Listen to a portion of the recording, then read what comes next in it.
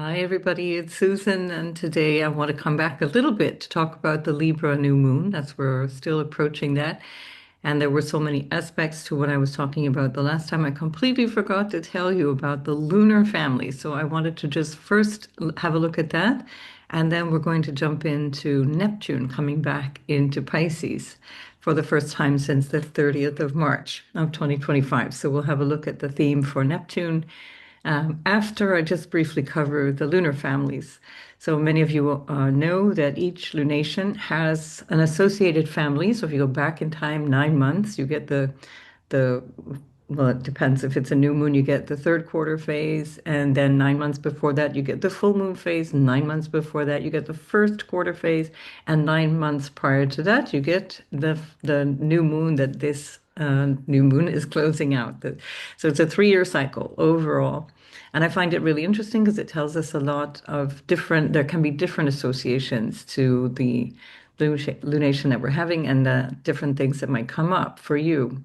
So I'm going to give you a few dates. If you're interested, you can track those dates in your own life, or you might want to track these dates politically as well. I was interested by what I found going back. So we're going to go first back in time. So this is the new moon that is closing out the previous cycle. Now, again, the lunation is happening on Universal Time, 21st of October, and that's at 28 degrees of Libra, 28, 21 Libra. And now, if we go back in time, we had the last quarter moon, which was on the 21st of January, 2025, and that was at 2 degrees of Scorpio. So you notice that they waver a little bit within 2 to 4 degrees of the previous lunation, and that they'll keep coming back and resetting, but going back because of the retrogression or because of the precession. And so that last quarter that corresponds to where we are now was the 21st of January, 2025. And you can have a think about, what was the thing that needed to be redesigned or reset based on this previous cycle that I'm giving you. And then this is where you're going to start again. This is the reset for you. The full moon of the 23rd of April, 2024, that was at 4 degrees of Scorpio. So notice we're going back. We're going into a new degree area. We are going back from the new degree area that was in the full moon of the 23rd of April 2024 at 4 Scorpio. If we keep going back in time, so the first quarter of the previous cycle was the 25th of July, 2023, and that was at 2 degrees of Scorpio. And then prior to that, we had a partial solar eclipse, and that was on the 25th of October, 2022. Now, this is the cycle we're closing out. So we're closing out that eclipse cycle from 2022 that was at 2 degrees of Scorpio. Do you remember those days? I was trying to think what was going on in my life in 2022, and it was pretty hard, actually. It was really difficult to actually remember so far back because it feels like decades ago. But there we are. And on that day, Rishi Sunak he took the prime ministership of the United Kingdom. I was about to say he was elected, but he wasn't elected. The UK is in as much dire straits as most countries in terms of their so-called democracy. So yeah, Rishi Sunak was appointed prime minister because he happened to be the new leader of the Conservative Party. And so there we are. I wonder now if we're going to go into a new phase in terms of leadership over the next 3 years. Definitely, if we're looking specifically at the UK, then look at what is going on with Keir Starmer. I don't think he will fare very well in the next 3 years. All right, so let's go forward in time. So from this lunation, 28 Libra, we're going to go forward in time and we're going to the first quarter where you'll see this manifestation of, or at least a sense of, this is happening. Do I want to keep going in this direction? And that will be on the 21st of July, 2026. Sounds really far off, doesn't it? On the 21st of July, 2026, you'll be looking at, okay, this is happening. This is the direction. Is it working? Do I need to adjust? All right. So this is in the area of Libra of your chart. So again, if you want to hear the details of the lunation, go back to my previous video. I'm just catching up here. There was too many things to talk about. And then if we go forward now, 18 months from now, we're going to look at the full moon in Libra on the 20th of April, 2027. And that's when you're going to realize the results of what you've started. Now, you're going to have a sense of the awareness of the cycle coming to fruition. And then we go forward again 9 months from that time to the third quarter, and that will take us to then the 18th of January, 2028. And that will be, hang on, third quarter, first quarter, July, half moon. So the full moon is April. And yes, the third quarter will be the 18th of January, 2028. And then 9 months from then, so then at the next lunar cycle from, so that looks like it's going to be September. I forgot to check the date. Then this cycle will close out. So we're looking at late September, early October of 2028. Late September 2028. Sorry, I forgot to note that. I don't know why I did, but anyway, so we're looking 3 years ahead, and this is what will be the dates. So you might just want to note those things down. If you like to plan with the moon, especially if you're a Libra, this could be a really interesting thing to do at this time. Right. Yeah, those are the dates, and I'll try and remember for each lunation that I want to do that because I find it an interesting that the lunations are a really interesting timekeeper for us. When we do transits, moons are extremely important, so we always want to see what's going on with the moon. Right. So now on the really at the hours after, what would it be like 4 hours after, 4.5 hours after this lunation? we have uh, we have now the ingress or regress rather of Neptune back into Pisces. So those dates, let me check those dates for you as well because I've got them all here. Those dates correspond to where we've already been with Neptune, that we're going back over. So here again, if you want to use your pen and paper or your phone, more likely, and make a note of these dates, you can see what are we repeating here, and that can also help you a little bit restructure what's going on now, because we're going back to go forward, right? And like the French say, reculer pour mieux sauter. So we're backing up, taking a little bit of a step back, and then we can jump better going forward. And this, of course, is especially true because Neptune is going back into Pisces, where we already have Saturn and we still have the North Node, and they're then going together back into Aries. So whatever you're concocting here in Pisces is going to be relevant not only to the future as Saturn and Neptune coincide throughout 2026, but also to this past cycle.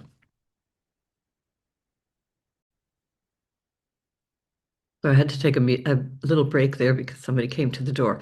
So we're back. So the previous cycle was on in 2024, no wait, in 2025, from the 14th, 13th, 14th of March to the 30th of March, 2025. So that basically 2 week period, and the second half of March this year, which included an eclipse, which is a very interesting dynamic in itself. But anyway, so that particular cycle of the second half of March 2025 is where we found Neptune at this degree or at the degrees that it goes back to, and will be retrograding, or rather stationing direct on the 10th of December at 29 degrees and 22 minutes of Pisces. So it doesn't even go back a full degree into Pisces. That's why I'm giving you these specific dates, because it covers really particular moments in our time. And again, you can look collectively as well, go historically. I won't have time to do much of that today. Any of that, in fact, because I haven't had time to apply the recent news and things to the Neptune transit. But we'll keep up with these things as we go. If we go back to 2024, if you'll remember, Neptune went all the way to the very end of Pisces in 2024 and then retrograded back to 25 degrees of Pisces. And so when it was at that last degree, hanging at that last degree of Pisces, which is, we call it the critical degree, and it also is part of what is called the world degree, or the Aries point of the very last degree of Pisces and the very first degree of Aries. it's an unstable energy, and that again applied to the 16th of May until the 19th or 20th of August, 2024. Okay, so you want to go back in time in your own life and collectively, if you like to track these things, to 14th-ish, 13th, 14th of March till the end of March 2025, and then let's say mid-May to the 20th of August of 2024, and find out what was I doing? Where were you? What were you doing? Who were you doing it with? And is that working out for you still? And this is where you're coming back to. Now you're going to refer back to these things, okay? Um, right. And just as a reminder, I'm not sure if I just mentioned this or not. So on the 10th of December, Neptune is going to station direct at 2922 of Pisces. So I think I did mention that, but I doubt my mind sometimes. So we're going to, and especially because Neptune is coming back over my Mercury. So I'm just going to be waffling on. Um, all right. So basically what's going on, and this pretty much applies to 2025 and 2026, is that Neptune and Saturn are within a 4-degree orb of each other. That's a pretty solid conjunction for an outer planet. And certainly if this were a natal chart, we would be absolutely prioritizing a conjunction like that.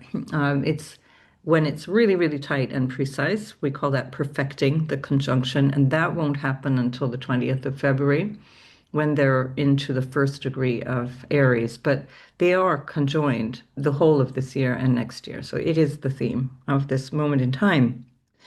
I did another video on the Neptune-Saturn conjunction, and I've done a video on both of those planets going into Aries, so we're not going to go back over that. So what we're doing here is a little bit of a trip down memory lane in terms of getting you to think about these dates, but also to think in terms of where you want to go with this, keeping in mind that the story of the Neptune Saturn, especially in Pisces, is about concretizing your dreams or something that you have a vision for.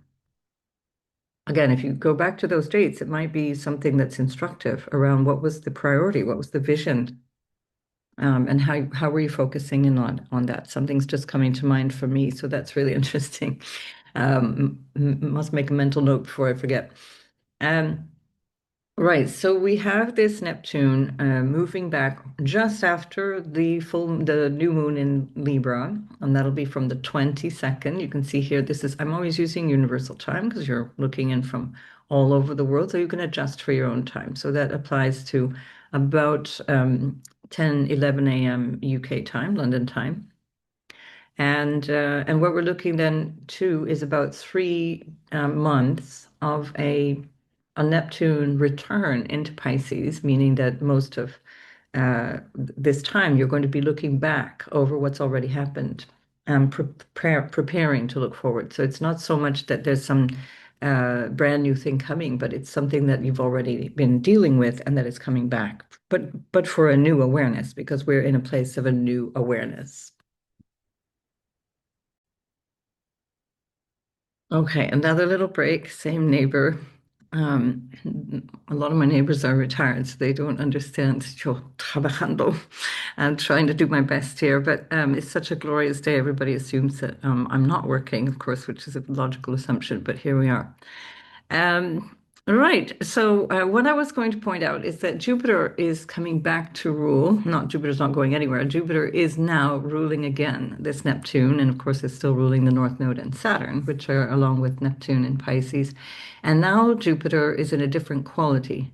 It's now in Cancer, it's extremely dignified, whereas before, when Neptune left Pisces, Jupiter was still in Gemini. And and so there's a different quality of this moment in time. It's quite unique. So although we're going back over those periods of time that we were looking at earlier, we are in a completely different quality. What this means is that Jupiter is really lending a lot of auspiciousness to this moment. It's lending a lot of, let's say, helpful possibility or helpful support to the dream, to the thing that you're dreaming up. And it's also coming very, very quickly before, or soon before, the trine that's forming, the Grand Water Trine that is forming between Jupiter, Saturn, and then first Mercury, then Mars. and which means that there's going to be a part of this flavor built in as well to this Neptune coming back into Pisces. So it's a really great energy. I find it very inspiring. I find it very constructive if you're really working consciously to get real about the dream, let's say, get real about the thing. Now, if your dream clearly has become like it was just a fantasy. It just had no legs. It was not going to work out. This is also the time to drop it. So this would be the time to just say, okay, we're done here. We're moving on. Accept the move. Accept that fact that the quality of Neptune for that particular thing is more dissolution and letting go, potentially disappointment as well.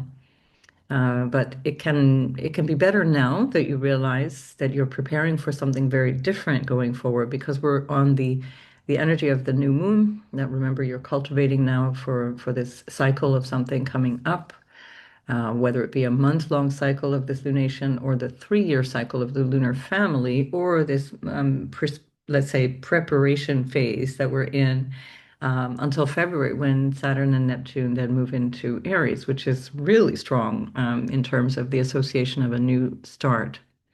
And you've already had a glimpse of that anyway throughout the last few months because Neptune and Saturn were both in the beginning of Aries for most of the last 4 or 5 months. 6 months, I guess, in the case of Neptune.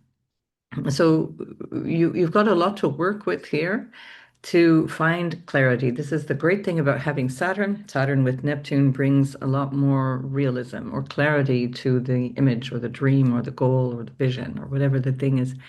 Because, of course, as we've seen since March 2011, Neptune in Pisces has brought an enormous amount of things that are just like hallucinating reality, basically, whether it be ChatGPT or all the other different things that have happened in the last 14 years, which boggle the mind, so that we can look back over that bigger extended period of time as well in terms of finishing up this cycle. So if you go back to wherever you were, however old you were, March of 2011, that was, it was again trying to think back to that. It's again pretty mind-boggling because it just feels like so long ago. But that was where this whole cycle began in terms of Neptune. And so we're really closing out that bigger cycle of Neptune. And then if we think of it as the end of Pisces, we're closing out a really significant sense of what this cycle represents. And again, I'm going to direct you to my Neptune in Aries video to hear more about that because that's more about this bigger new cycle that's starting at this time. So that's a lot of territory to cover, and you can really see how you've grown, how you've changed, how you have maybe made use of or been discouraged by your own fantasy, dreams, creativity, reality, a grasp of reality or lack thereof. And this will show you then what it is that you are ready to let go of and what it is you're really now going to start to develop, especially with that Saturn. Now, Saturn is not stationing direct until the 28th of November. So then again, followed by the 10th of December when Neptune stations direct. So probably there will be a sense of accelerating or really moving in this new thing towards this new direction only really the second half of December and through January. And then Neptune finally leaves Pisces for our lifetime on the 26th of January.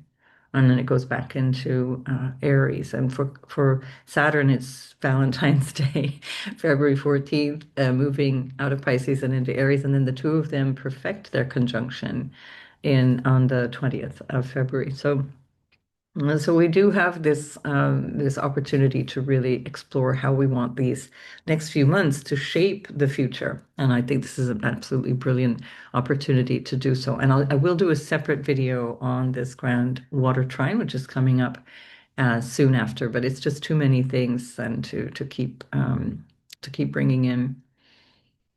Or will I just do it now?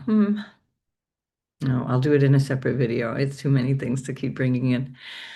Right, so just know that it's part of this flavor. This is part of this moment in time.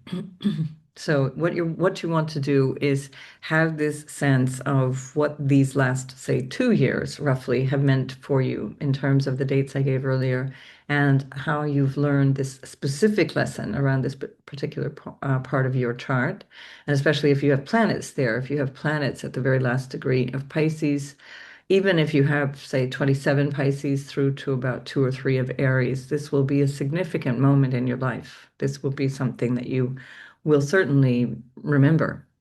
Something will come of this time in a really powerful way.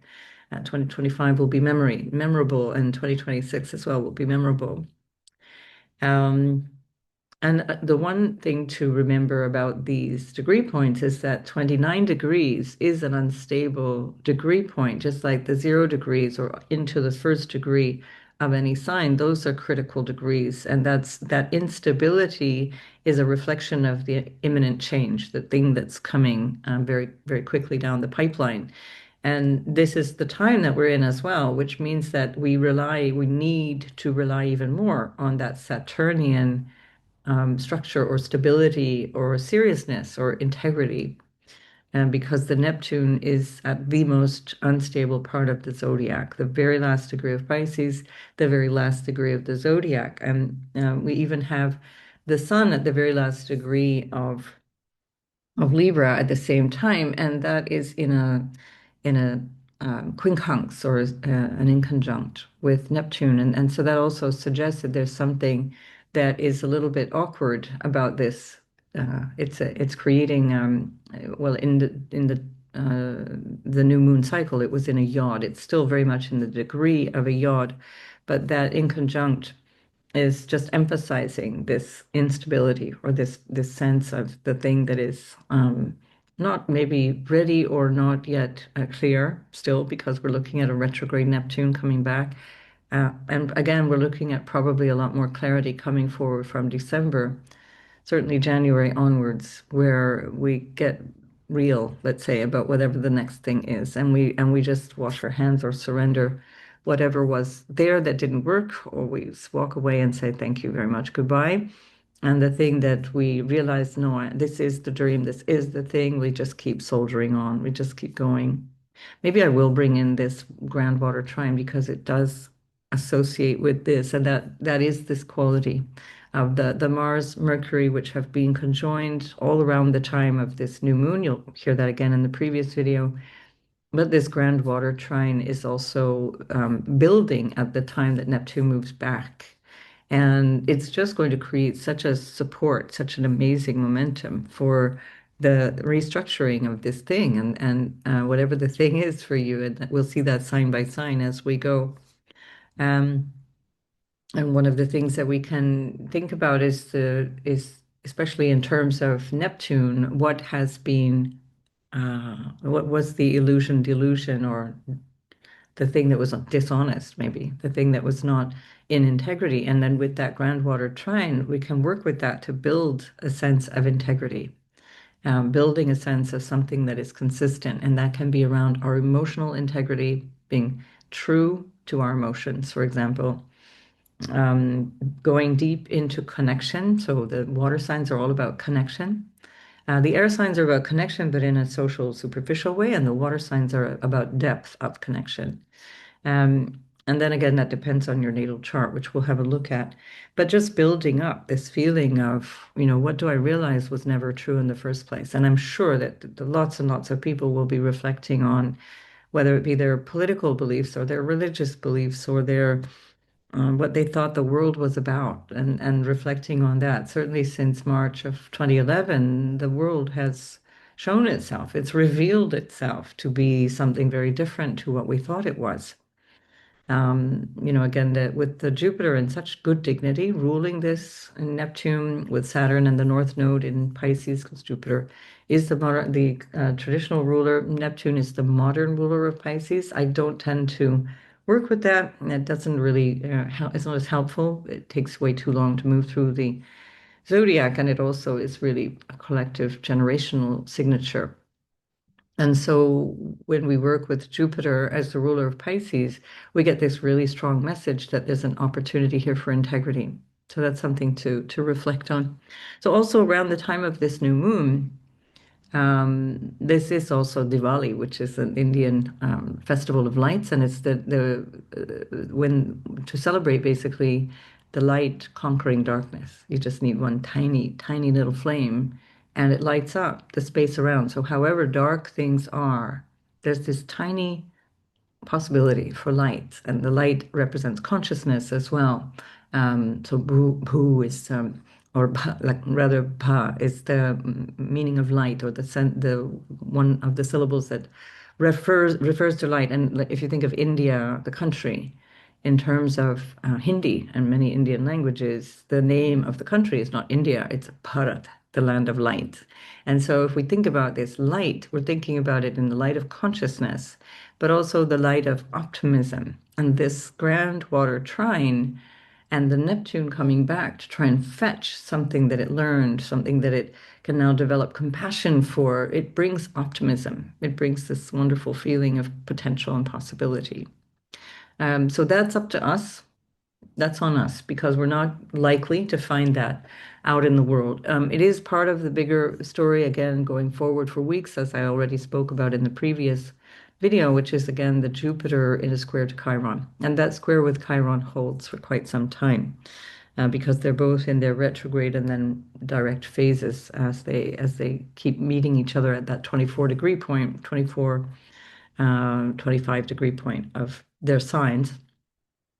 And so that square is also a bigger part of this moment of healing and recognizing where it is that we need to really work with that optimism. We need to work with that sense of the priority of connection, the priority of support, the priority of integrity. So Jupiter in a trine to Mercury, for example, and especially as it's creating a grand trine with Saturn, which perfects again just a few days after this Neptune regress into Pisces.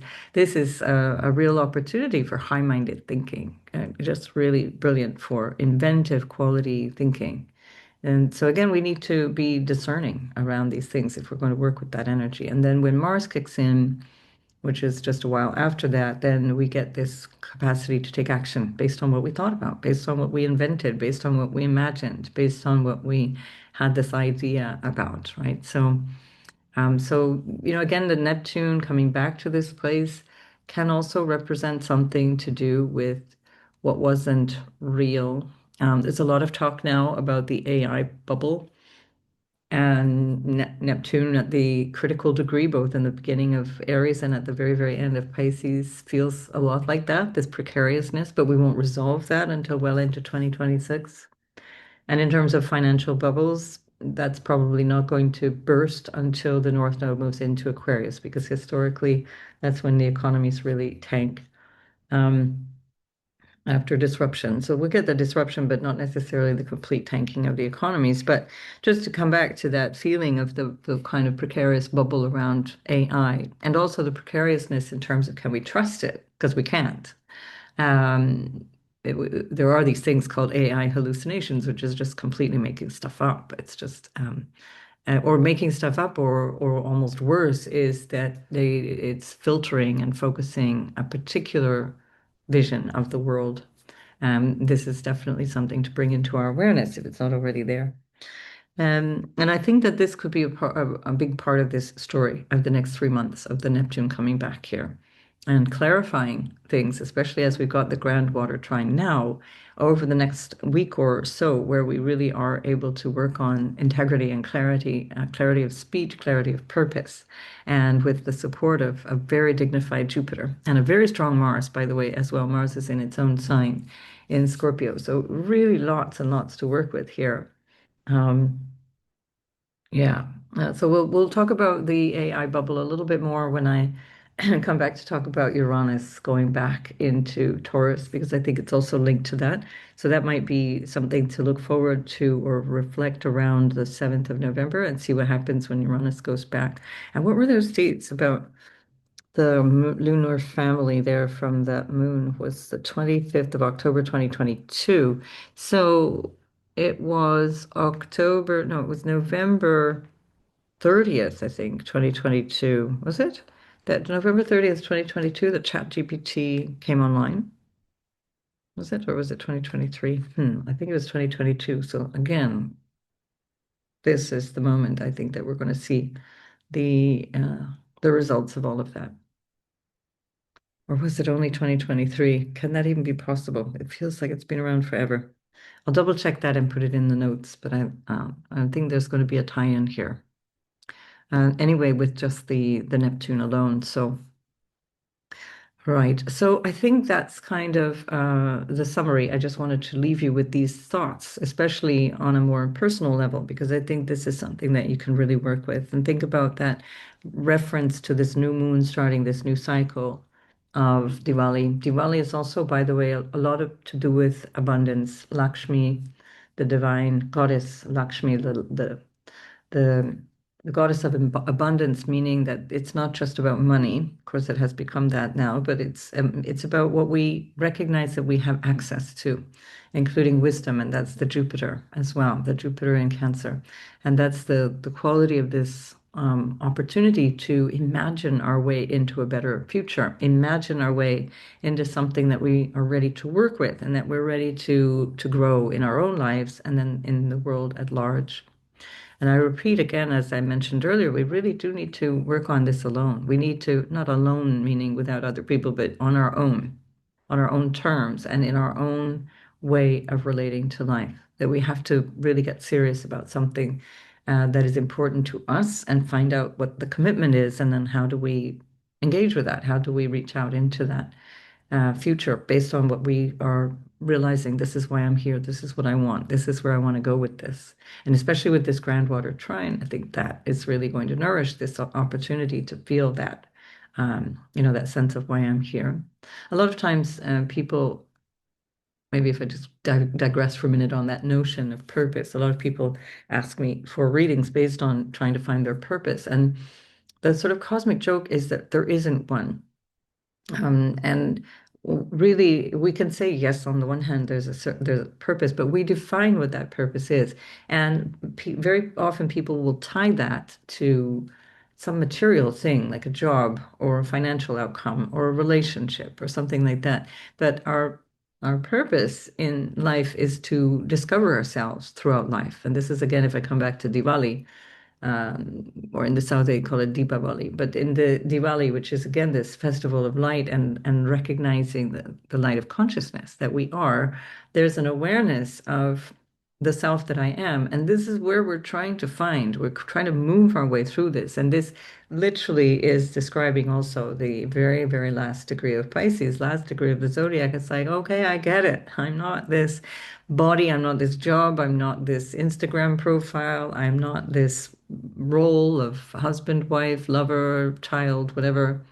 I am so, so much more than this. And with Jupiter, they are really exalting this whole situation, bringing us a lot out of this moment in time. It's a great opportunity to really wake the F up and get clear who you are, as opposed to the waiting to be told by some total stranger what is my purpose. It's that's not a great place to be. It's to be able to realize from yourself, from your earliest childhood memories, from your sense of what makes you feel good and big and strong and happy, that your guidance is every day going in that direction. Every single day, your purpose is redefining itself through you, not through somebody else, not through you, not even your astrology chart, because your astrology chart is just one depiction of you, but it's not how you feel in every moment. You should never over rely on astrology. That's a whole different video. Um, yeah, if you are over divulging in astrology or anything else, tarot or any of those other things, then you're not living your life. You're waiting for somebody to tell you the magic moment that your life begins, and you don't even realize that you're holding yourself back by obsessively watching astrology videos or waiting for, I don't know, tarot or whatever. So this could be one of the ways of using this Neptune. Really, where am I selling myself short? Where am I not living in my purpose because I'm not listening to myself? And that's the energy of the water signs. The water signs is intuition. This is highly intuitive, this grand water trine as well, this feeling of intuition and being guided into something incredibly powerful in this moment. So there we are. Okay, the rant I think is over. And if you are in India or you celebrate Diwali, then all my best wishes for this wonderful year ahead. I was laughing because I was thinking I used to go to India for Diwali and then I stopped doing that because the air gets so polluted. And I was laughing because actually I'm here in Spain and having the same problem because like especially in Delhi or North India, you have a lot of farmers from the Punjab, for example, they will burn their fields and they do the same thing here in Spain where I am. There's a lot of agriculture around me. And even though I'm on the seaside, the air doesn't clear itself quickly enough, and you're just coughing all the time. So I kind of had to laugh because it's kind of like my own version of Diwali here in Dinya. All right, so yeah, lots of love to everyone celebrating, and for everyone else, just take the meaning of it, take the message of it. So I think what we'll do is we'll go forward in time, and that means that we will get Aries. Come on, Aries onto the ascendant. So I just have to go back a few minutes to adjust the ascendant. So that just gives you an indication of how the ascendants are not all the same size. They just they don't go smoothly through the zodiac, especially at this time of the year when Libra season is the sun is at the furthest furthest point away from the Earth, and that's another, or rather, the Earth is the furthest away from the sun, and that's also where we get the meaning, one of the derived meanings of Libra, which is that it's weak. The sun is weak compared to Aries when it's at the closest approach. Right, here we go. Okay, so we have Aries then, Sun, Moon, and Ascendant. You no longer have Neptune in your sign. Look at that. It's just so open and free. You just, now you only have to deal with Chiron and Eris. And of course, you'll hear more about that in my previous videos where I specifically talked about Chiron, Eris, and I specifically talked about the lunation in the seventh house for you. I won't speak a lot about that. Now, what I want to talk about is this Neptune going back in your 12th house. Speaking of creative impulses, speaking of dreams and using your imagination, this is quite literally what that represents. And you have a very dignified Jupiter in your fourth house, which is ruling your 12th house, including the North Node, which is where currently you want to put quite a lot of your attention as well. And in this lovely Grand Water Trine that is created here between Mars and Mercury. Well, first it'll be Mercury, then Mars, at this time. So we get several versions of this Grand Trine, because then we have to get the Moon in there as well. So this whole week we'll call it like the Grand Water Trine week. So in fact, after I was saying I wasn't going to talk about this, I'm probably going to talk about this quite a lot. Right, so Neptune coming back in your 12th house brings back memories of all of these years gone past, about 14 years now, where you've been dealing with Neptune going through your 12th house. And now the reapproach to Saturn and this quality of, okay, what was that dream? What was that thing I knew, or I was whispered to by my spirit guides or my ancestors or by my deepest intuition or by my unconscious? What was that thing? And now how do I give it legs? How do I build it back up? How do I want to manifest this? Now it's almost like you're hunkering down over the next 3 months to bring this deep dream wisdom, this inner guidance or this unconscious guidance or this spiritual guidance, and you bring it out and you bring it into yourself. So you become the channel for what you're realizing here. So Aries is going to be embodying this whole thing in the similar way that Pisces is, but Aries will manifest what it has gleaned from Pisces as it goes forward in time. Your ruler Mars is very, very strong, and this helps because it's part of the Grand Water Trine at this time that is informing you intuitively of what's going on. Mercury is also in your eighth house, and that's also building your intuition muscle, as it were. So if you doubt your intuition, just get quiet. Stay quiet. Mercury and Scorpio, especially in the eighth house, it's quiet. It doesn't gossip. It doesn't, oh, well, you've got this Uranus in the house of gossip. So, just shut it down, shut things down, pull yourself back. And this is the 12th house as well. Pull yourself back into your room, close the door, go to a retreat, close the door, go offline, go away from this sort of constant engagement, let's say, with the world outside. And that's the only way that you can get access this incredibly brilliant opportunity to really create something from the deeper self, from your deeper vision, and to use the beautiful, auspicious Grand Water Trine that's trying to help you with this. And of course, we can think about that collectively. How can we use who we are, how we are growing to help others? So, of course, Aries does have this desire to be heroic or show up in a very powerful way. So you can also think about that. This is the emotional connection, the fourth house, the emotional connection to a desire to be helpful, which is again the part of the Aries vision.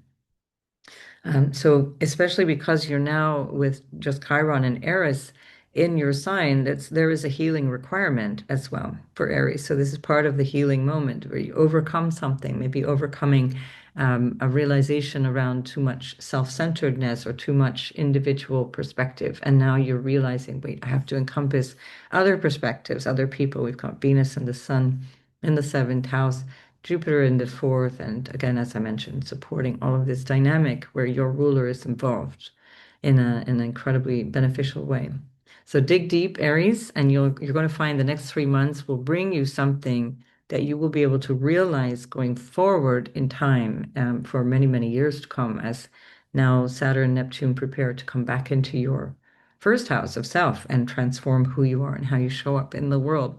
So big times, Aries. Good luck with that. And Taurus, Sun, Moon, and Ascendant. So this is happening in your 11th house of your vision for the future, where you've been anyway focusing a lot of your attention, not only because of the North Node, but Saturn having come back there on the 1st of September. And now with Neptune back in your 11th house, you're really you're reminding yourself, what was that big dream, the vision that I had for my life, for my future? So, where Aries is literally the dreams and the things that are coming through intuitively, the 11th house is the vision that we hold for our lives. And what is that? What was that vision? What was the thing that I really wanted to capture? Is it a fantasy? Is it better for me to let go of that and redefine a vision, redefine a goal, which would be a fabulous time to do this. So there's no time wasted, nothing is lost if you do that. Redefining something. Your Venus is in your sixth house. Is it redefining and she's your ruler. So is that your health? Is it redefining what every day feels like to you? Is it redefining what kind of work you want to do? What kind of job you want to do? Is it redefining the quality of relationships you want to have with people? And especially the 11th house is another one of the social houses. So there's something in this Grand Water Trine for you that is very much about how you connect and socialize in your life with family. In the third house, your extended family, siblings or cousins or aunts, uncles, things like that. And then, of course, the seventh house, partners of all kinds, where you find Mercury, Mars, and the moon, which is your exaltation ruler. And this is a really lovely opportunity for you to really see things from a place of, okay, I'm ready for this change now. I'm ready to dig into this new way of showing up so that I can see the future realistically, what I want.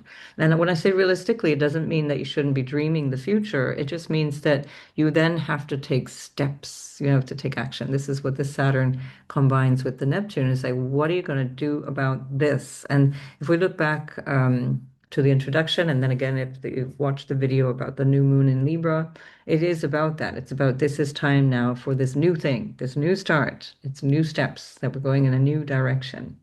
So yeah, have a think about that. And the 11th house also represents gains and the earnings or the money that can come to you through things. And again, there may be some disappointment around that. If you've loaned money to people or friends, especially if you've done some kind of financial dealings with friends, and that might be part of why Mars is activating Mercury in your seventh house. Um, and Jupiter, which rules your eighth house of what you receive from other people, is in the third house, talking about it. There may be something that needs to be re-established, or you might have to again recognize, okay, I'm never going to see that money again.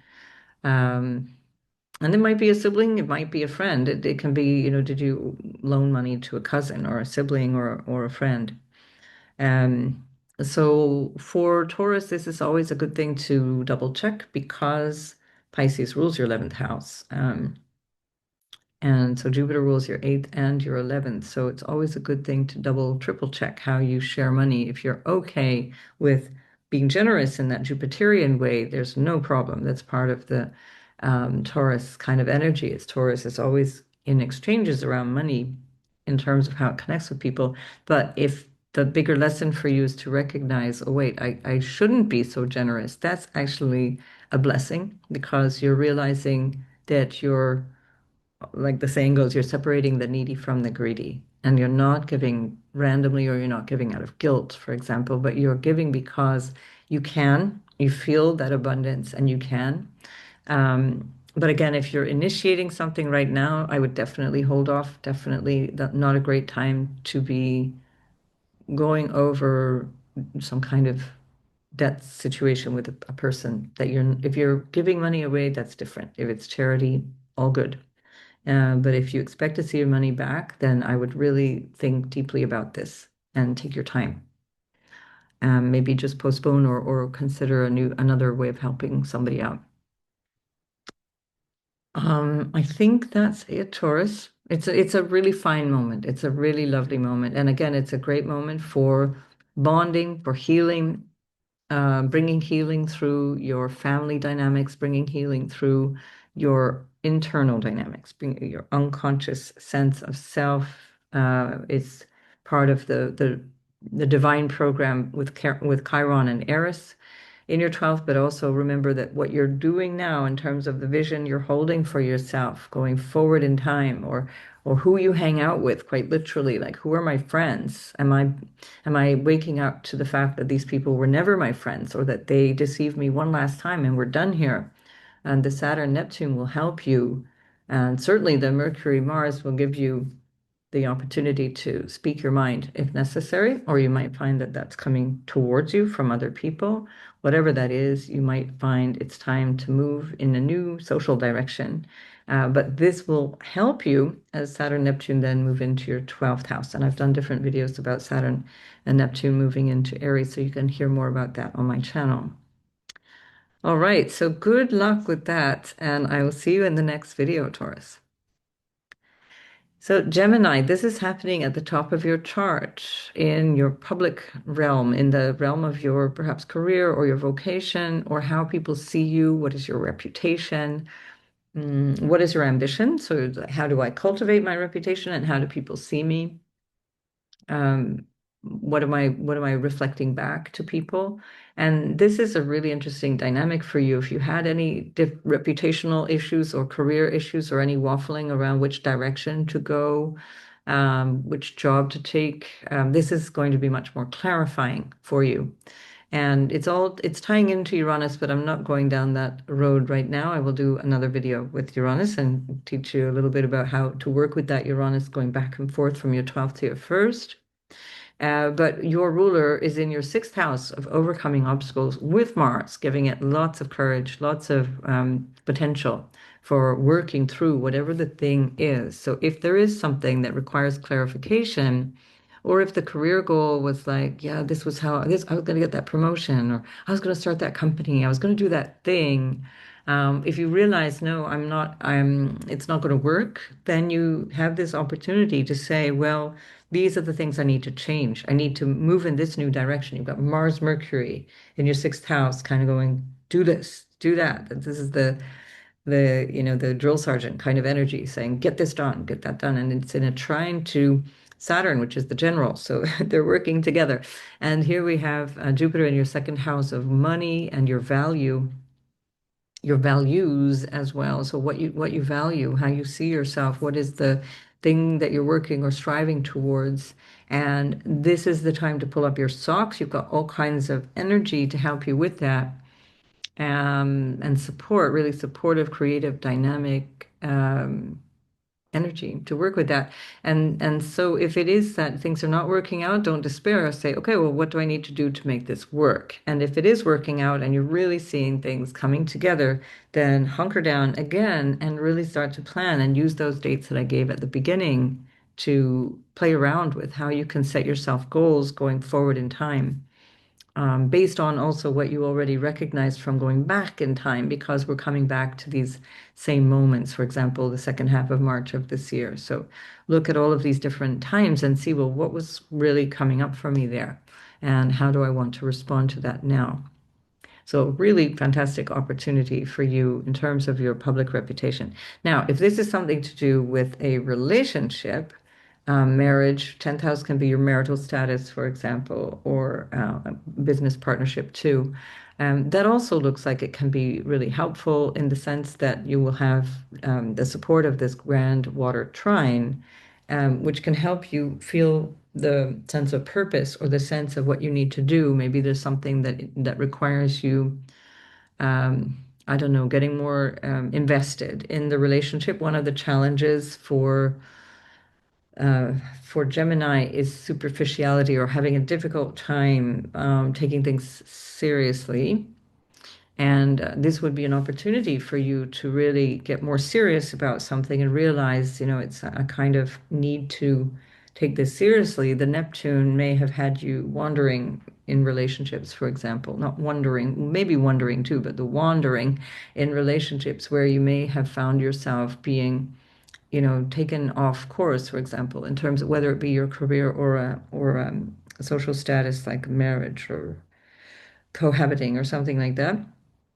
But the Jupiter seems to be helping you bring everything back on track because it's in the house of family. You've got Venus, very fortunate in your fortunate fifth house, in the house that she rules. And so if you have strayed or had difficulties in relationship and you need to come back on track, recommit. This is this opportunity. Recommit.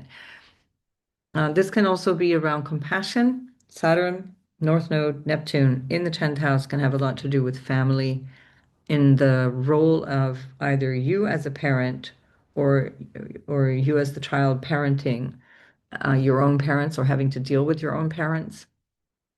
So there's something that might be happening in the lives of your parents, and that might be it can be anything. And there's no point in actually trying to enumerate that. It can be all kinds of different things. It would depend on your natal chart. Right. I think it's a great time to really reassess your career goals, your life ambitions, your feeling of the future, what's going forward. What do you want to go?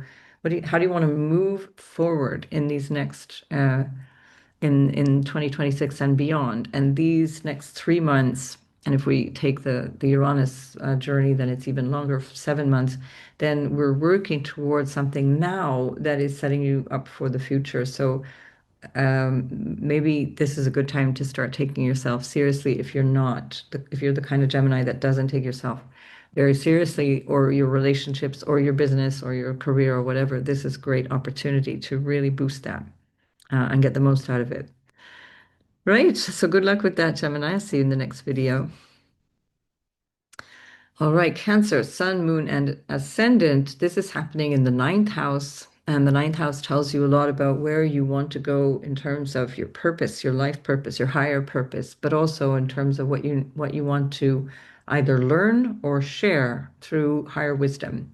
And that can include university level or that kind of level of knowledge, or it can be spiritual knowledge, religious knowledge, philosophical knowledge, uh, personal growth, personal development. How do you want to work through that? The ninth house is also the dissemination of that higher knowledge in terms of publishing, for example, publishing of all descriptions, but traditionally books, but publishing in all different ways. And especially because Jupiter, which is ruling your ninth house, is in your first house.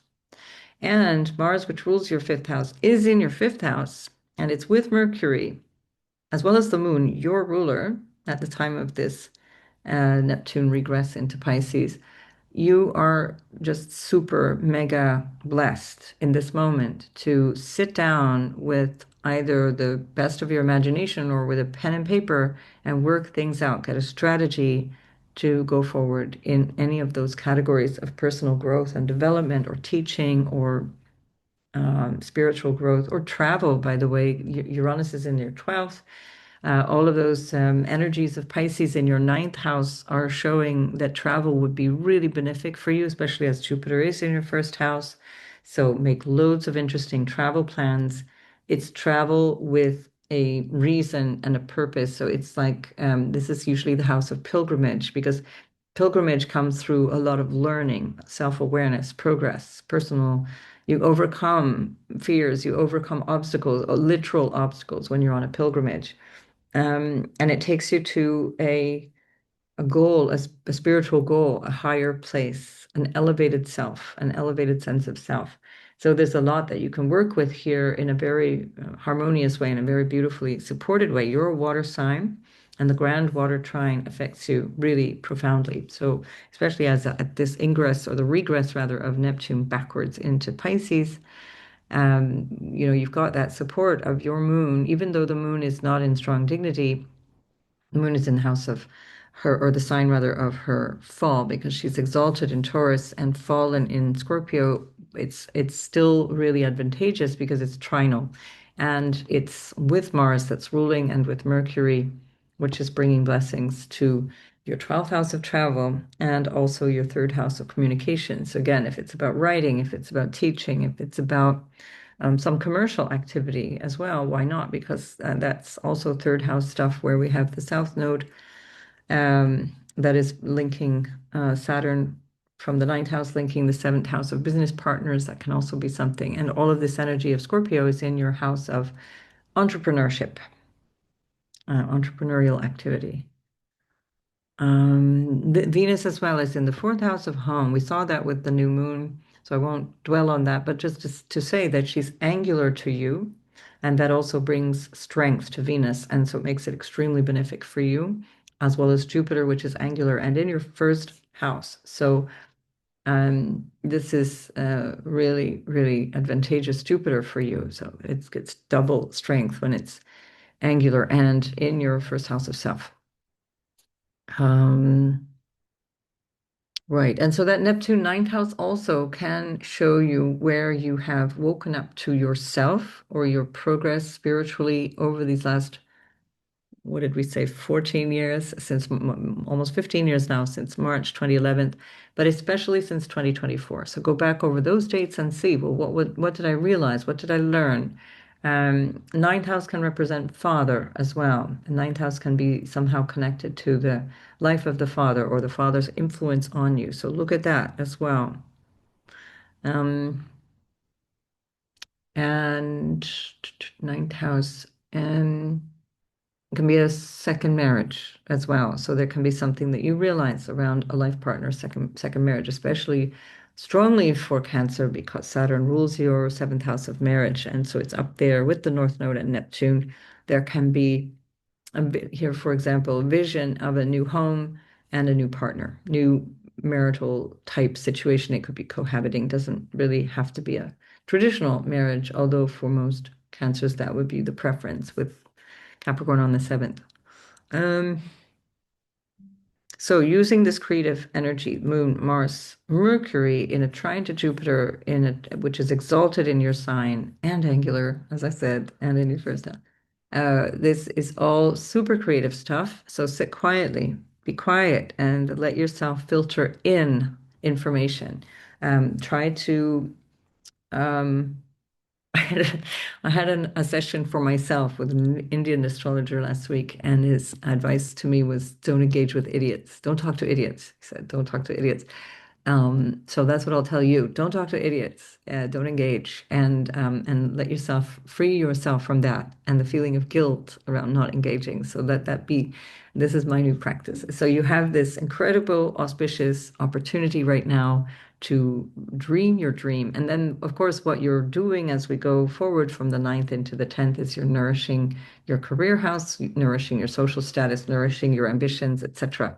So these 3 months with Neptune now in Pisces can really serve you, and getting a boost at this time in the third week of October with this Grand Water Trine that will just nourish you like crazy.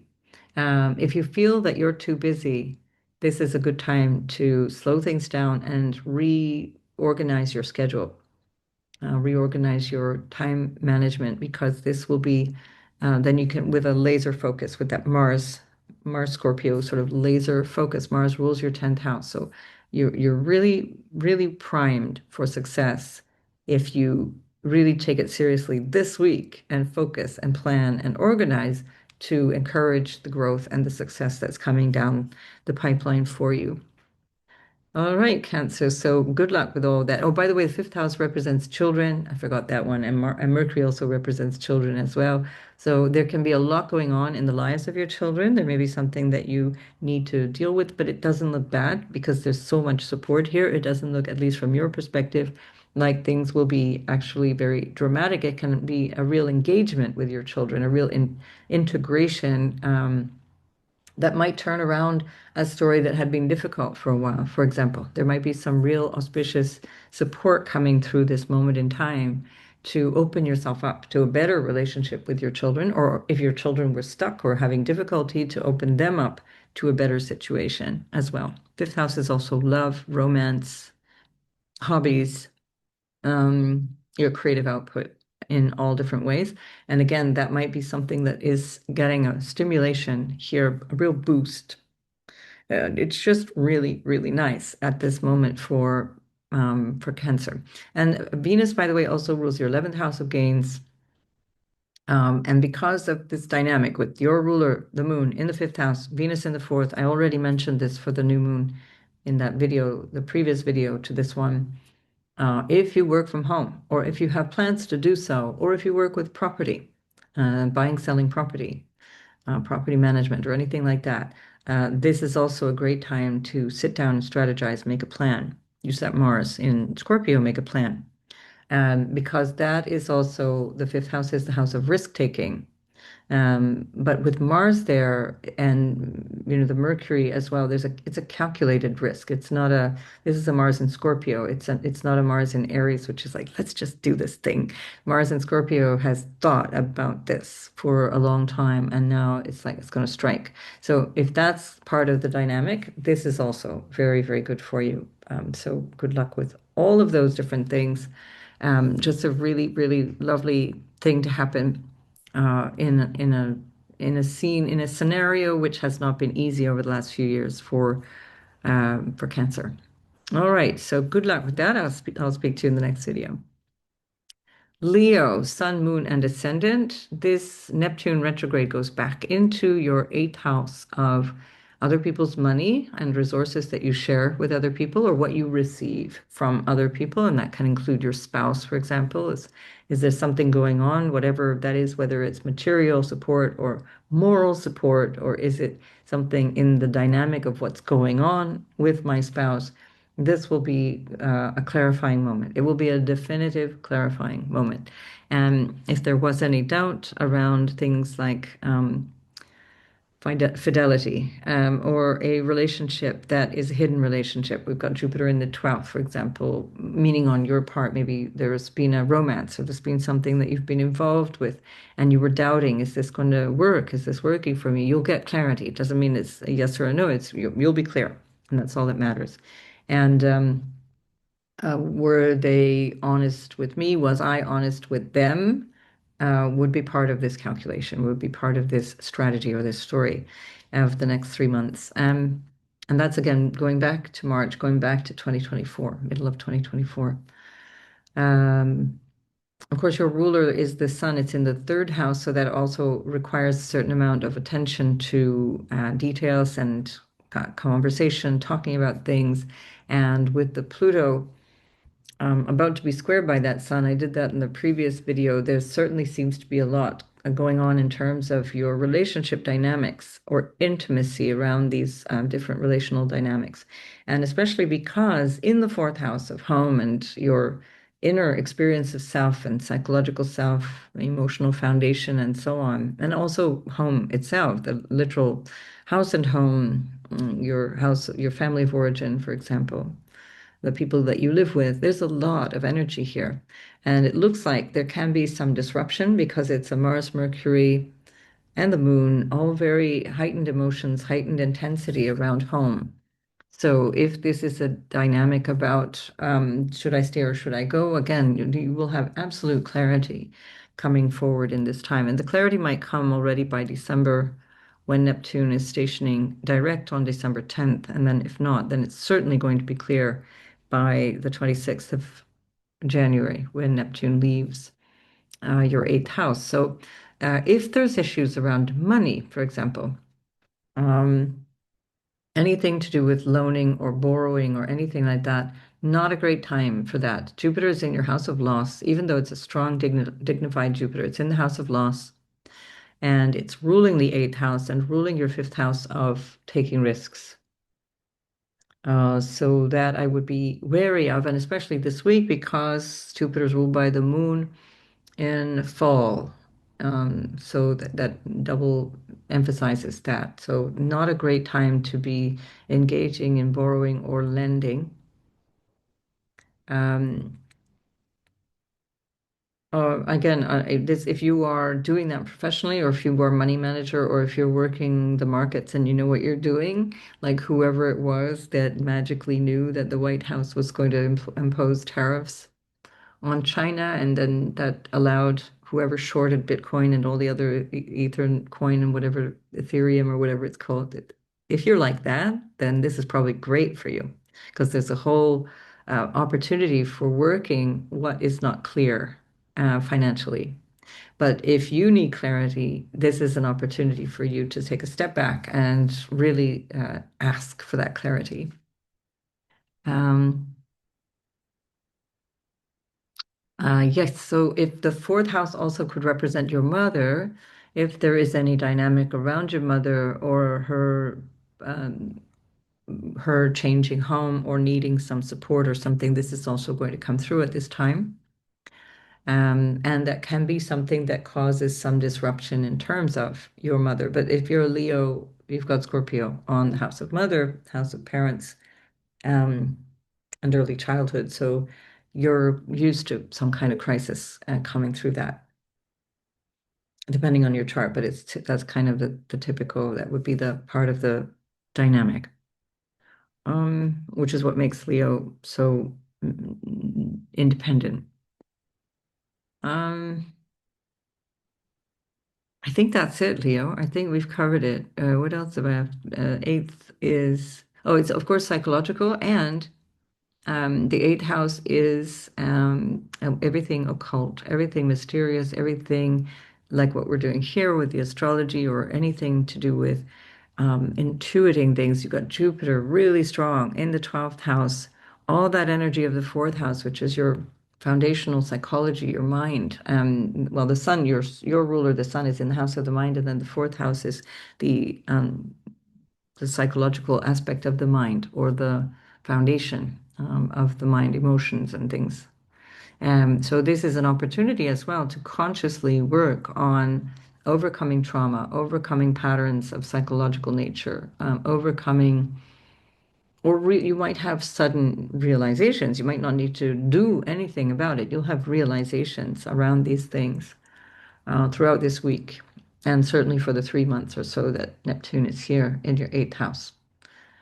So this can be an incredibly rich time for you to learn more about yourself, learn more about your ancestors, learn more about your family of origin, learn more about your childhood, and to show you more about yourself. And this, especially with Saturn, I've mentioned this for Leos before, if you've been watching before, especially with Saturn North Node in your eighth house, this is an opportunity to overcome fear, overcome fears of inadequacy, fears of a psychological nature, or whatever. You're putting a lot of your attention at that North Node point in this stage of your life. Think of it as clearing out something that is insincere around intimacy or whatever is insincere around your psychological nature or whatever is still kind of holding you back because you keep going there. You keep going back over the thing instead of moving beyond it. And this can give you incredible compassion for yourself or even also for others. And then when the North Node moves from the eighth house into your seventh house, that enhances your opportunity to meet somebody new, as the North Node will bring you new people and you will be transformed from mid-July, no, from late July, I think it is, 2026. So this part of this journey is clearing out the stuff that will block you or that otherwise has been blocking you in relationship, and then take you to a better place for when you do have opportunities to grow in relationships. All right, so I think that's it, Leo, and I will see you in the next video. And Virgo, this is your partnership house where we're finding this is for Virgo, Sun, Moon, and Ascendant. And this is where Neptune is going back into your house of relationship, partnerships, business, and intimate. Really important relationships here. And so, with all of this energy in your third house as well, your ruler is with Mars in your third house, along with the moon, which is ruling your 11th house. And that's where we have Jupiter. And you have this Saturn, Neptune, and North Node in your seventh house. There's a lot that you are looking at in terms of connection, in terms of how you socialize, in terms of how you reach out into people in general, the day to day. You also have a really lovely dynamic around family in general because of that Venus in the second house that she's ruling that. That's where the new moon was just the day before this Pisces regress, um, and Jupiter, which is in the 11th, can represent an elder sibling, something to do with an elder sibling. And there may be something that you're dealing with an elder sibling, but more importantly, this is the house of the joy of Jupiter. Traditionally, in traditional astrology, Jupiter loves being in the 11th house. It's where it receives support from well-endowed people.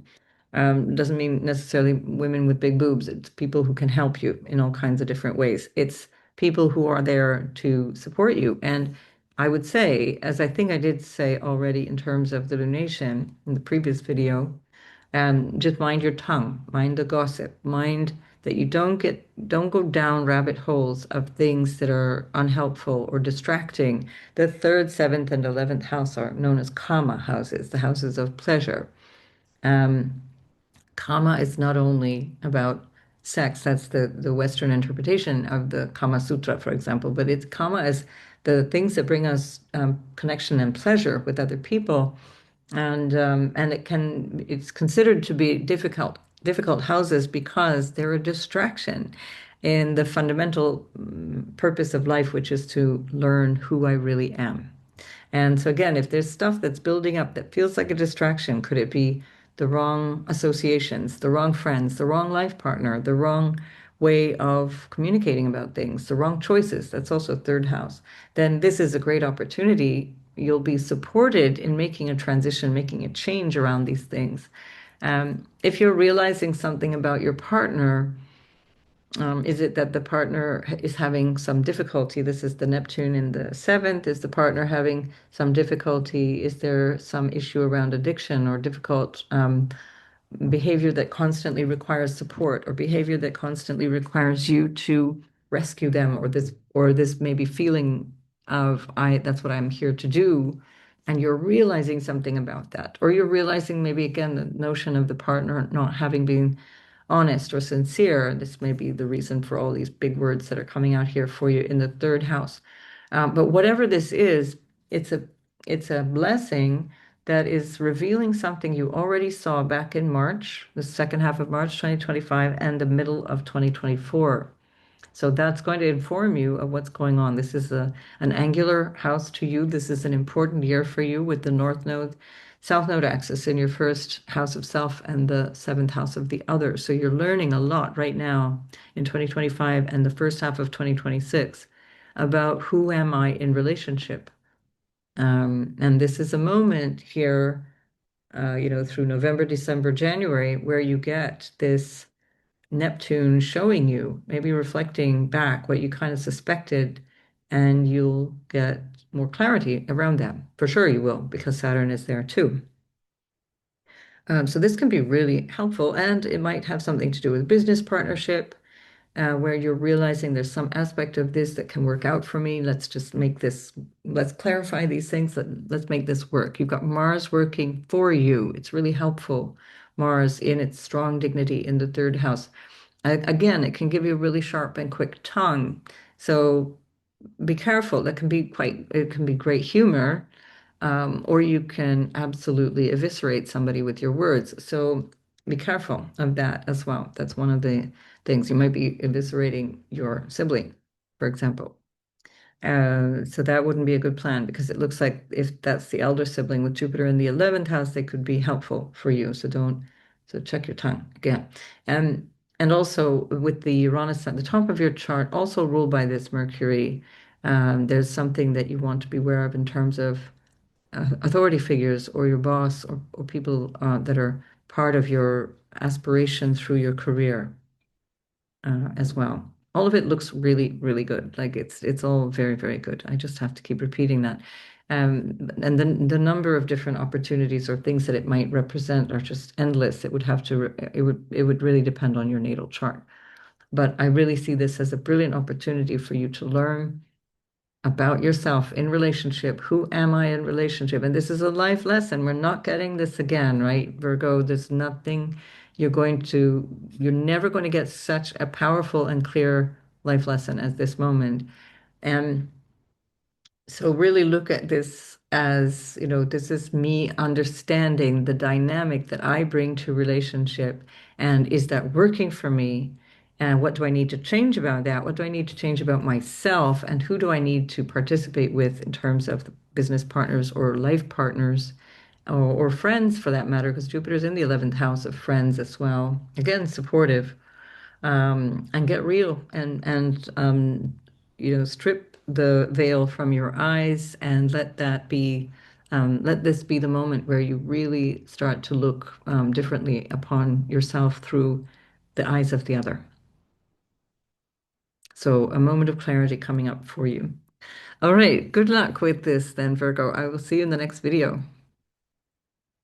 Libra, Sun, Moon, and Ascendant. This is happening in your sixth house of everyday work. We've been here before, Libra. If you've been with me for a while, you will have heard me say many, many times that the Neptune in the sixth house has been really showing you where you overgive, where you allow yourself to be um, the one who is always doing more, who's always picking up the crumbs, who's always cleaning up after the party. This is where you learn that lesson. This is where you realize if there's any health issue associated, like burnout or anxiety or something that makes you feel a little unstable or a little bit overwhelmed potentially. Then this is also going to reflect that. It's an opportunity to see that. So you just have this incredible opportunity with your ruler in your first house, in your sign. She's really strong. And Jupiter, which is incredibly powerful at the top of your chart in exaltation, angular and in exaltation, just offering double the support. And then also with this Neptune, Saturn North Node in your sixth house, trining the second house of your self-worth, your values, your income, your possessions, your family. There's just so much benefit here, so much help for you. Um, so take this lesson to heart. Really be clear. Chiron and Eris have been teaching you quite a lot about the dynamics in relationship as well, where you might have felt inadequate around relationships. We've spoken about that in a number of different places, and I'll keep coming back to that until Chiron finally leaves. We've still got another year or more of that. Um, and so, yeah, this is a great opportunity. It's a supported opportunity to accelerate your dream in terms of what your everyday quality of life feels like, in terms of your health.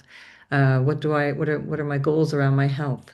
And what are my goals around my overall sense of well-being? Can I keep myself in a frame of mind where I just allow myself to flourish, allow myself to be healthy, allow myself to see myself. This is it. This is literally it. I see myself and I value myself. I bring myself into a place of abundance through all of this dynamic energy. And the Jupiter, especially at the top of your chart, is saying, well, I have a different vision now. I have this plan. I have this idea of what is possible for me. Now,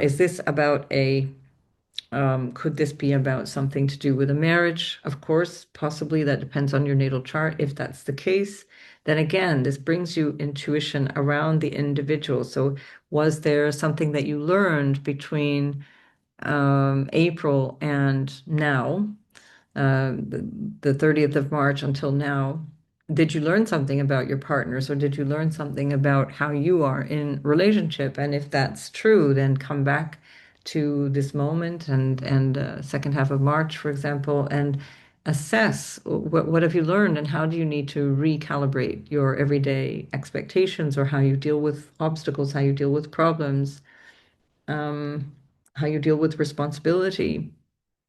And that responsibility in all different dynamics and responsibility around the home or your emotional self as well. How am I taking responsibility for my own emotions? So this is part of the dynamic with Libra is that you don't often you share your emotions. Your emotions can be um, it's not necessarily an accurate reflection of how you feel because there's a lot of constriction around the house of emotions for you. And Saturn is there with Neptune in the sixth house. And this can be a demonstration that if you are not true to yourself, not aligned with your values, and this is all this energy here in your second, and not aligned with your own sense of value and your own just natural inherent worthiness, then those emotions can cause what are known as psychosomatic illness. And it doesn't mean the symptoms are not real. It means that the illness is caused by emotions, caused by a mental attitude, caused by a behavioral attitude, and not from some external factor. So if this is true, if there's anything going on and you feel yourself constantly held back by by health issues, this is the time to get real. Get real about your emotions, get real about yourself and your value, and clarify that to yourself. All right, I think that's it, Libra. But I mean, big times, really, really wonderful times. So you have the Grand Water Trine is in your Artha house. So this is about establishing something with support that you're getting supported. In the Artha means everything that is of value in terms of the worldly nature of, you know, the stuff of life, the possessions and the actual things that you need to show up and do at 9 a.m. or whatever. And then the 10th is the kind of the way you take social responsibility. And here, there's this great opportunity for you to establish something very beneficial for yourself and by extension then to others in the next few months, but especially this week, you're getting a great look in on something very advantageous to yourself. All right, Libra, good luck with all of that, and I'll see you in the next video. Scorpio, look at you. You are busy. You have your ruler in the first house. You've just invited the sun back in now from the 12th house where you had just had a lunation, and you've got the moon and Mercury there with you, and they're all in this grand trine, this grand water trine, which very personally concerns you.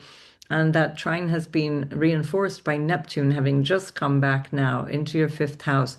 So we spoke at the beginning in the initial part of the video around issues of imagination, creativity, dreaming your way forward, and this would be one of those moments. This is definitely one of those moments. You're drawing on your creative potential anyway as a theme of 2025 and into 2026 with the North Node. And then the Saturn Neptune is saying, let's do this, let's make this real. And then the trine Jupiter and in a happy place up in the ninth house. Very fortunate. The first, the fifth, the ninth are all Dharma houses. These are the houses where you have a clear sense of what I'm supposed to be doing, how I'm supposed to be doing that, and paying attention because it's water. So your guidance is inner. Your guidance is coming from the deeper motivation of what you do, the deeper feeling, especially with the water. I feel this is the right thing to do. I can, through my emotion, I can see this is the right thing to do. Venus is in the 12th. So again, we can look at that from the perspective of ancestors or people at faraway lands, people from far, far away. That can be beneficial, or there can be a relationship behind the scenes, or a relationship to some dynamic around what it is that you're doing in a relationship that might be something that you're holding tight, you're kind of working through secretly.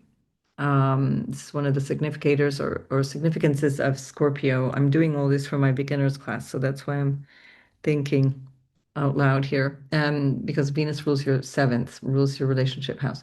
So there could be something going on in a relationship or a relationship that's not declared, or there's something going on that you're realizing about your inner relationship to relationship, unconscious motivations or dreams. Again, the Venus is very supportive of you creatively because not only is she in the 12th house of dreaming and your unconscious mind, and in her own sign, but also she's the exaltation ruler of your fifth house of creativity and creative self-expression and children and love and romance and hobbies and all those things.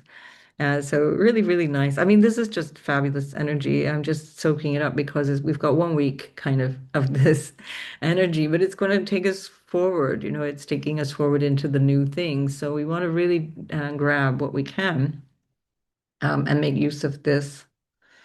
So the Neptune in the fifth house, now, if it's in reference to a love relationship or a child or something like that, you can either see things more clearly now, you're getting another sort of gut instinctive sense of what's going on, more clarity in either direction, what to do about this person, what to do about the reality of this situation, about my child, about my relationship, about, was it real love? Was it just a fleeting romance?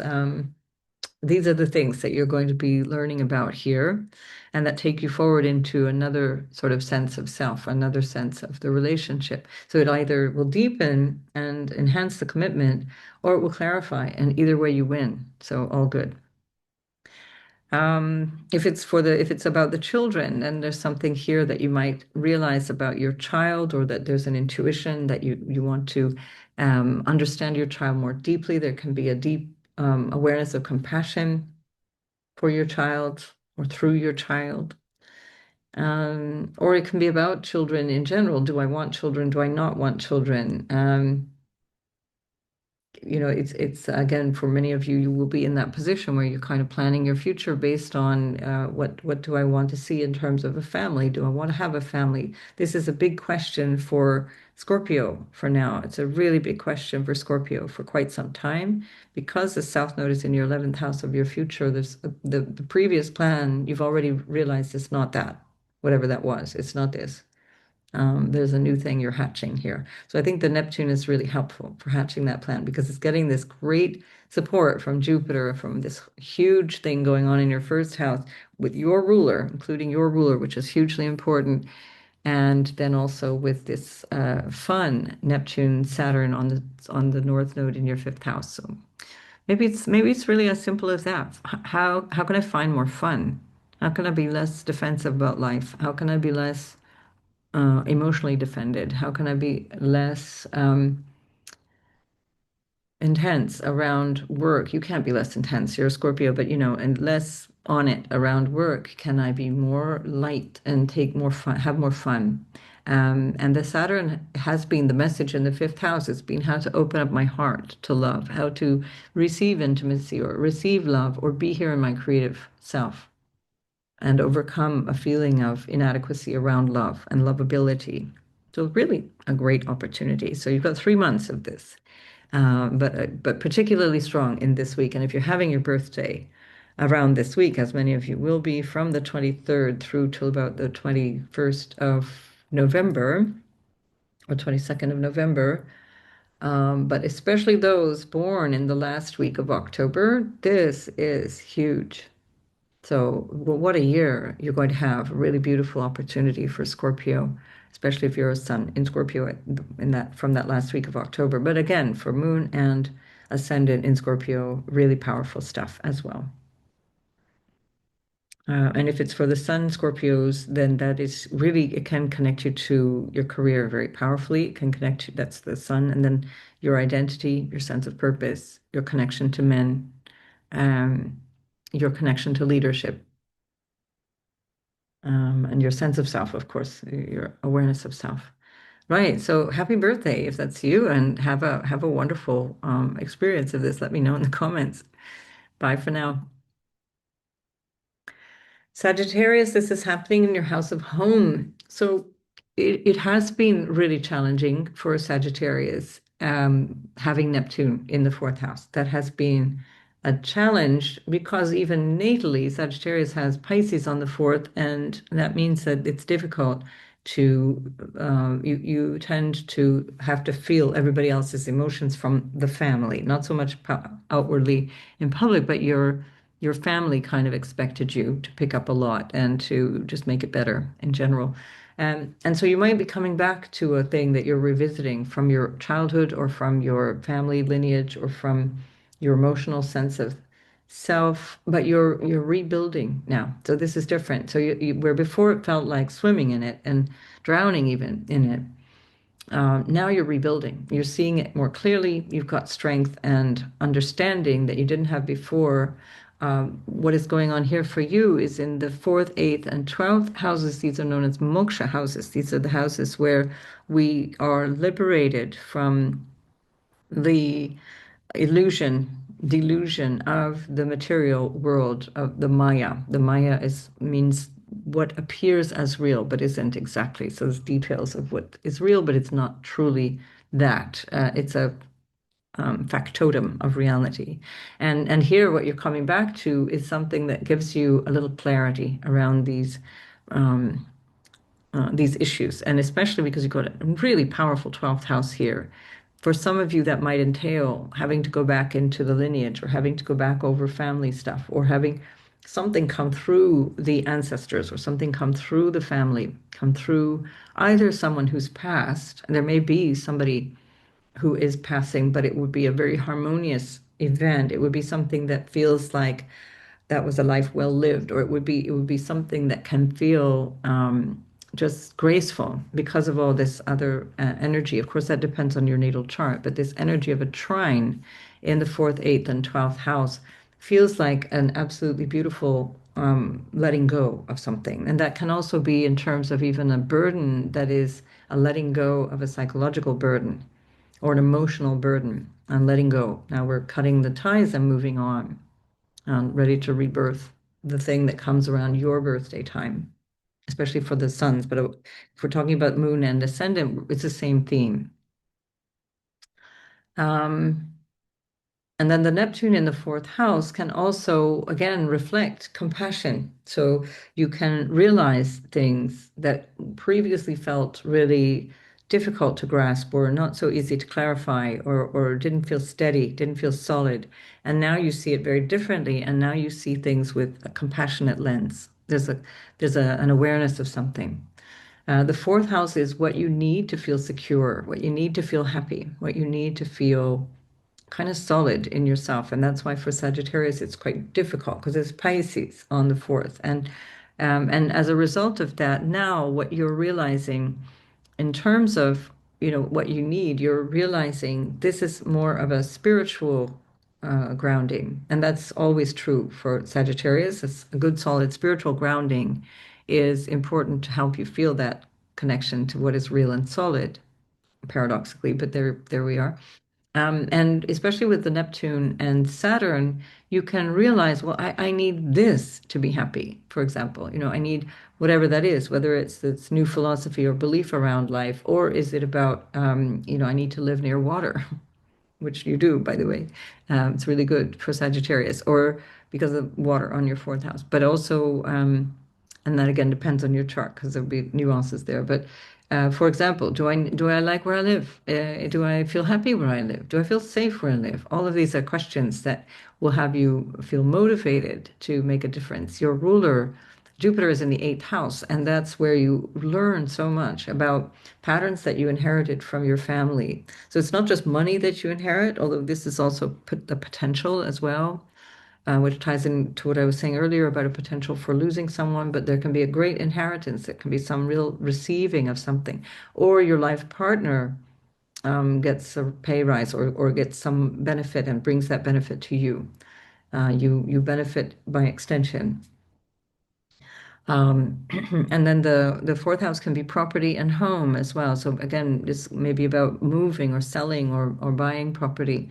I wouldn't necessarily want to do that this particular week, but it's going to set you up in a way to understand more about where you want to go. Is this a yes? Is this a no? But it looks extremely constructive really, really constructive overall. And then Venus is in your 11th house in great dignity. She loves being in her own sign in the 11th house, very social, and it's optimism towards your vision for your future. What does the future hold for me? And here we have a really strong, optimistic energy. Venus is the exaltation ruler of Pisces, your fourth house. And so that just adds to this lovely experience of this moment and how it's growing. You're growing through that experience. So you do have this kind of this whole week from the time that Neptune comes back. So really, if we look at the new moon of Monday, this is the time as we go forward where is it Monday night into Tuesday, the new moon on 21st of October. This is the theme of this week coming.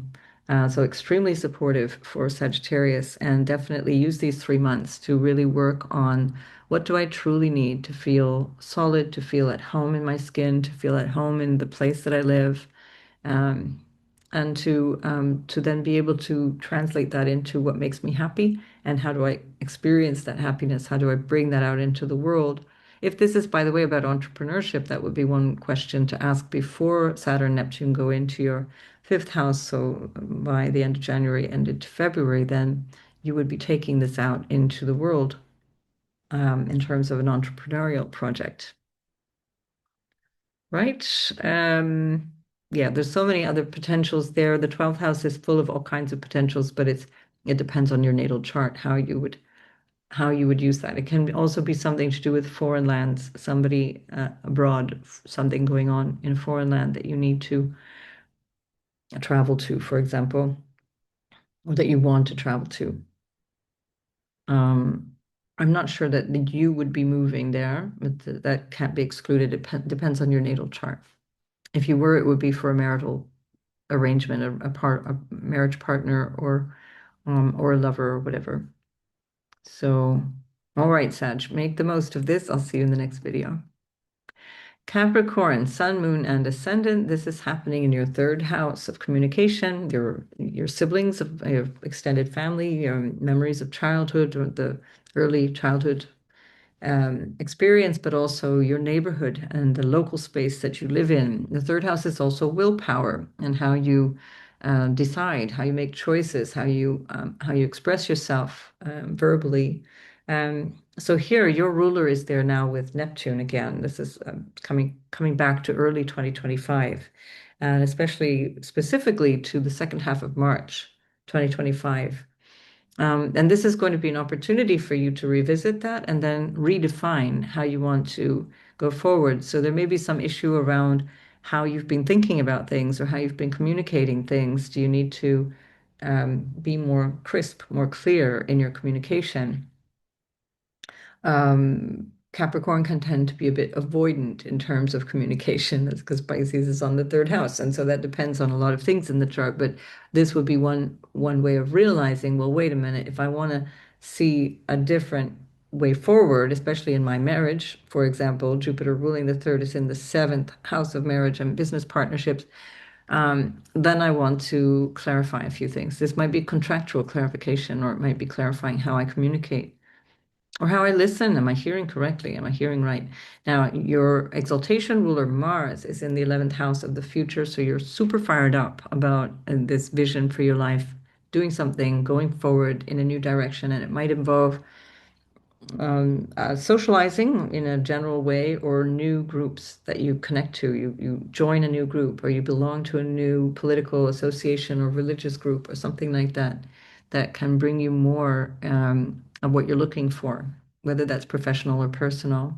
It's very supportive energy from your third to your seventh to the 11th. These are known as karma houses. These are houses of pleasure. Karma represents pleasure and connection of all kinds. And Kama Sutra is about sexual pleasure, but not only. And it's an art of coming together. It's an art of being in connection. And those are the water elements in your chart.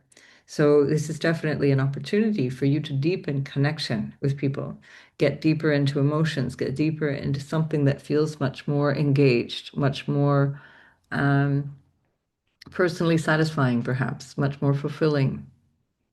Mars rules your fourth house as well from that 11th house. So there's something here that might have to do with gains from income or this new way of reaching out into your future, your vision, or social groups, or the people that you're spending time with that can impact you both emotionally in terms of the fourth house, but also in terms of where you actually live. So again, we're looking at a dynamic of an arc of time that might be changing. And it does look like that is one possibility, especially when Saturn moves back, your ruler, Saturn moves back into your fourth house. That's something I've spoken about before, but not yet. So you're still working on a number of different things in terms of preparation for that. But it's definitely seems to be the potential is very strong there.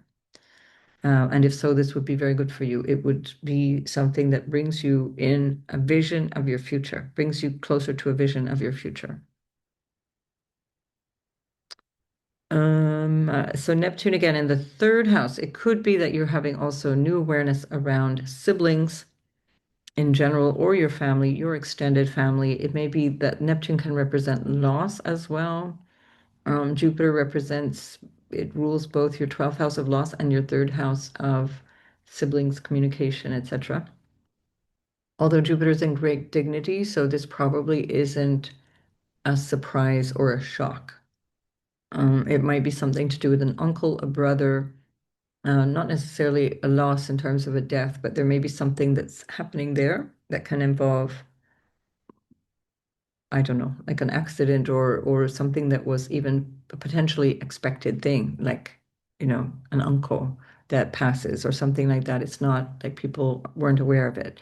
Or it can be something along the lines of a loss in a more metaphorical sense of I feel like I've lost a friend. I don't see my friends anymore. What am I going to do about that? Or you kind of wake up to the pattern that you have in terms of connecting with people, and especially with the North Node there, you realize, no, I need to build up more friendships. I need to get out there and develop a hobby or develop a new way of connecting with people. Venus is in your 10th, a really favorable opportunity through the work that you do. So all in all, really benefic time. The 3rd, the 7th, and the 11th are those pleasure houses, as I mentioned. They can be, at least they're in the Indian conception, they are considered to be a distraction from the real thing that you're working towards. So that could be a very important thing for you to really focus in on with Saturn, your ruler, and Neptune in your third house. Really taking something seriously in this particular moment in time that is bringing you closer to what you ultimately want to grow through, learn through, experience in this lifetime. So you cut the dross, and that can be, again, the clarifying around who you spend time with day to day, or how often do I go to the coffee shop and hang out and it doesn't really describe most Capricorns, but anyway. And so just don't waste time, basically, is this can be the message. The third house is about short-term goals and having clear goals. So use this intuition, use this awareness of this moment in time. It's definitely there for you, but a grand trine can also be so comfortable and flowy that you don't actually jump in. But I suspect you will because you're really empowered by this Mars, your exaltation ruler in its own sign in the 11th house of your future. So I'd say you're all fired up about something. So good luck with that, Capricorn, and I will see you in the next video. And Aquarius, this is happening in your second house of your value, your family, whatever supports you, the money, possessions, and things that you own. Um, Family in general as well, in terms of how you relate to family, but also how they relate back to you and support you. So it's difficult to say. I would need to see your chart to say if this is going to be exclusively favorable or not. But what I can definitely say is you have a lot of support, and that support is towards whatever the thing is that is coming through the second house. Is that you're realizing that you've got this, and that because you've had this Saturn North Node in the second house, which has shown you that you've had to kind of pull up your socks financially or taking care of your money or taking care of your family or whatever. It is working for you in some way or another. So that's really helpful. And if this is about a salary or an income or money that you earn as an employee, then this is also really working for you because you've got this Grand Water Trine between the second, the sixth, and the 10th houses. Jupiter's in the sixth, and that's normally a house of difficulty, challenges to overcome, and so on. Um, but it can be seen as a support in the sense that you are so empowered everywhere else, as certainly empowered by this Grand Water Trine, and then by Mars being so dignified at the top of your chart with the Sun, Moon, and Mercury at the same time as Neptune comes back into Pisces. So really set lots of goals and intentions for yourself that you know this is it. This is the thing. I'm not wasting time anymore. I'm going to do this thing. This is what I want. This is the brass ring. I'm going to grab it. And you'll see that this will be an opportunity for you to recreate this future going forward because Saturn Neptune will go into your third house, where you're then going to be developing connections and developing your everyday patterns. Um, and you just have so much support right now for imagining based on your values, based on what you need, what you realize you need in terms of finances, for example, how you organize your finances. This could be another opportunity for you to realize where you need to use um, your nous to get your finances in order, for example. Jupiter in the sixth can also indicate support coming from colleagues or employees, and that's favorable in the sense that it's in a good dignity there, so that can be very helpful. If there are health issues of any kind, they can be mitigated with the Jupiter there. Beware of lifestyle choices that are undermining your health, if there are any. For example, Jupiter rules your second house of food, drugs, whatever you ingest, whatever you take in.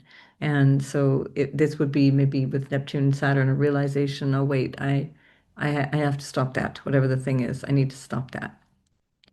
And Saturn rules not only your house of self, but also your 12th house of addictive behavior or patterns of kind of unconscious behavior, self-undoing.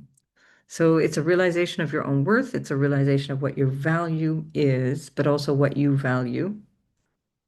Um, and also how you use that, because this is creative, sort of awakening to a way of doing something. And then you can use that understanding of your self-worth and apply it day to day in your work, and then find the career payoff or the social, if we look at that from the point of view of social status as well, social benefit of how you contribute out in the world. Again, this might be with reference for some of you to the notion of being married or not.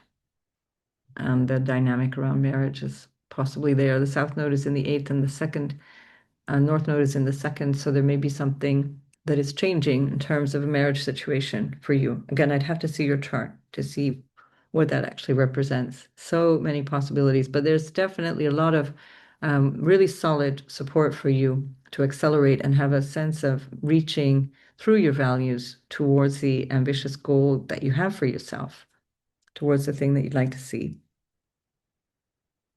I think that's it.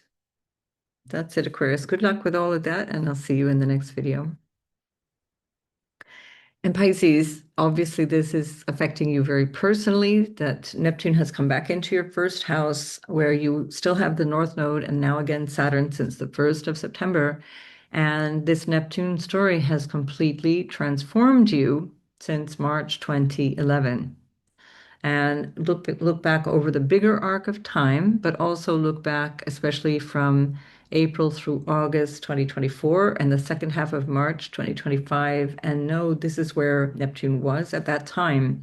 There's something that you can maybe finish up or clear up or realize about that specific time and how you need to change and go forward from here with the support of the Saturn and the Grand Water Trine, which is supported by Jupiter itself in your fifth house of good fortune, Jupiter being your ruler and exalted in the fifth house, and trining Mars, which is also at home in your ninth house, also a fortunate house. So there's just a huge amount of blessings for Pisces. These blessings can come through love or a love relationship, marriage, or a similar kind of partnership, cohabitation, or whatever. It can be a business partner as well. But there's benefits coming through that connection that you have with another person. There can be a new meeting of another person, for example. Venus is in your eighth house of intimacy, what you receive from others. So that also it's not only cash, like exchanges of money or money coming to you, that's partly that, but it's also what you share with others. So there can be a really deep sense of sharing the same values, sharing the same kind of worldview as other people that you're spending time with, including a lover, for example, Jupiter in the fifth, or your children, or family. Of course, the Cancer represents family in general, and um, and then trinal to you from the fifth house back to the first. If this maybe this is a lover, maybe it's about love. It's in a general concept, in a general way. Maybe it's about your creativity, your wisdom, bringing your wisdom through a creative project. That's this Grand Water Trine, which is really supportive of you in so many ways. Mercury, Mars, Sun, Moon, up there in the day following the regress of Neptune back into your first house. It's just huge support with the Grand Water Trine coming from your ruler, Jupiter.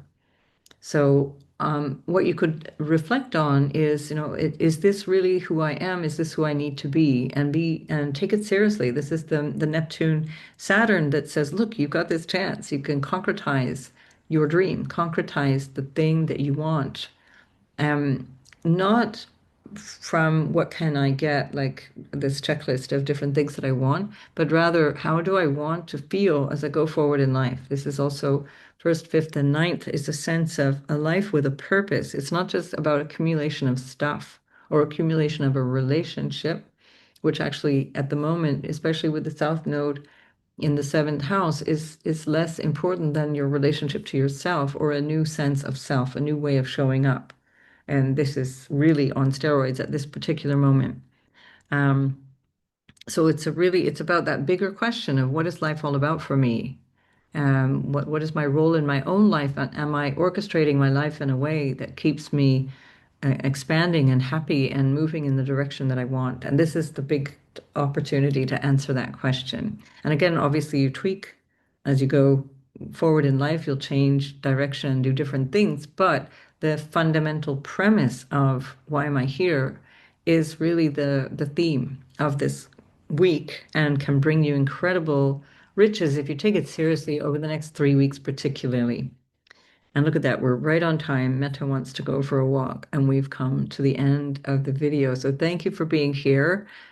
Good luck, Pisces. Definitely listen to the introduction as part of that will refer back to you anyway.